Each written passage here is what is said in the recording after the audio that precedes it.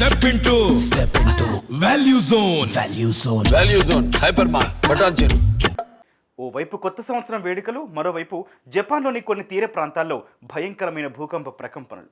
భూకంప ప్రభావం ఏకంగా 7.6గా నమోదు కావడంతో వాతావరణ శాఖ సునామీ నగరాలను తాకొచ్చంటూ ఓ ప్రకటన కూడా జారీ చేసింది. దీంతో జపాన్లో కొత్త సంవత్సరం వేడుకలు కాస్తంత కళతప్పాయి.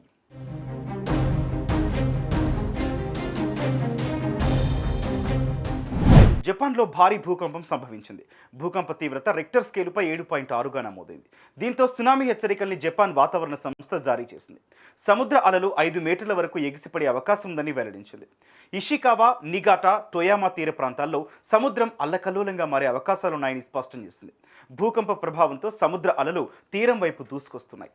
సునామీ అలలతో నోటో, ఇషికావాలో అలలు ప్రవాహానికి వ్యతిరేక దిశలో ప్రవహిస్తున్నాయి.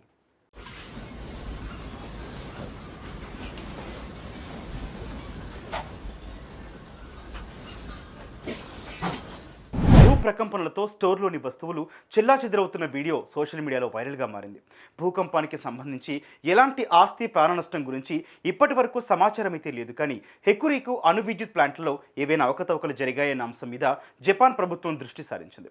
మార్చి 11, 2011 జపాన్లోని హోన్షు ద్వీపం ఈశాన్య తీరంలో 9.0 తీవ్రతతో భూకంపం సంభవించింది.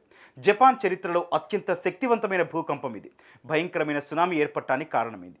ఈ విపత్తులో 18,000 మందికి పైగా మరణించారు. ఈ నేపథ్యంలో జపాన్ ప్రజలందరూ అప్రమత్తంగా ఉండాలని ప్రభుత్వం హెచ్చరించింది. మరోవైపు తీవ్రమైన పరిస్థితులు ఏర్పడితే ప్రజలను ఎలా రక్షించాలి అన్న దాని మీద ప్రభుత్వంలోని అన్ని శాఖలు సమావేశం నిర్వహించాయి.